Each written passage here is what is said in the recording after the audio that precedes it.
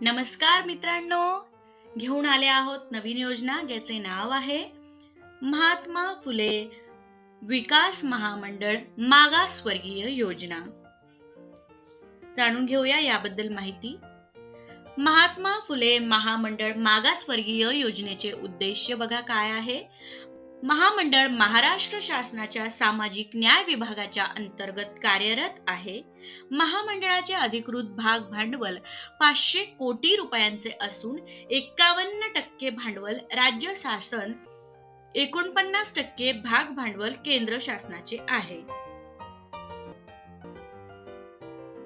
महात्मा फुले मागासवर्गीय विकास महामंडळ योजनेअंतर्गत प्रशिक्षण योजना व बीज भांडवल योजना राबविण्यात येते। बघा प्रशिक्षण योजना कशी आहे। अनुसूचित जातीच्या लाभधारकास व्यवसायासाठी लागणारे तांत्रिक कौशल्य प्राप्त करण्यासाठी व संबंधित तांत्रिक व्यवसाय सुरू करण्याकरिता विविध व्यवसायाच्या ट्रेडचे शासन मान्य संस्थांमार्फत मोफत प्रशिक्षण देण्यात येते। उदाहरणार्थ शिवणकला, मशीनवर स्वेटर विणणे, खेळणी बनवणे, नळ जोडणी, टीव्ही व रेडिओ, टेप रेकॉर्डर, मेकॅनिक, संगणक प्रशिक्षण, motor winding, fabricator, welding, automobile repairing, 2-3-4 wheeler याच्यात आहेत, पेंटिंग म्हणजे ऑटोमोबाईल्स, मशरूम वाहन चालक, चर्मोद्योग, घड्याळ दुरुस्ती, फोटोग्राफी, कंपोजिंग इत्यादी यांचा समावेश यात आहे। बघा वीज भांडवल योजना।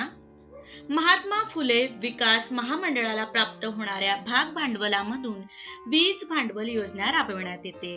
योजनेचे स्वरूप खालील प्रमाणे बघा। प्रकल्प मर्यादा 50,000 रुपये ते 5 लाख रुपयांपर्यंत।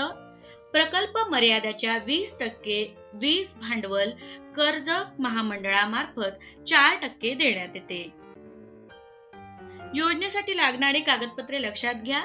जातीचा दाखला, उत्पन्नाचा दाखला, रहिवासी पुरावा, रेशन कार्ड, मतदार ओळखपत्र, Aadhaar card, PAN card, electric bill इत्यादी। व्यवसायाच्या अनुषंगाने कागदपत्रे जसे की मालाचे किंमती पत्र। आवश्यक कागदपत्रांची पूर्तता केल्यानंतर संबंधित जिल्हा कार्यालयामार्फत खालील प्रमाणे कार्यवाही करण्यात येते। लक्षात घ्या। अर्जदाराच्या राहत्या घराची तसेच व्यवसायाच्या जागेची पडताळणी केली जाते। प्रादेशिक व्यवस्थापक यांच्याकडे मंजुरी व निधी मागणी केली जाते। प्रादेशिक व्यवस्थापक मुख्य कार्यालयाकडे संबंधित कर्ज प्रकरणात निधी मागणी करण्यात येते।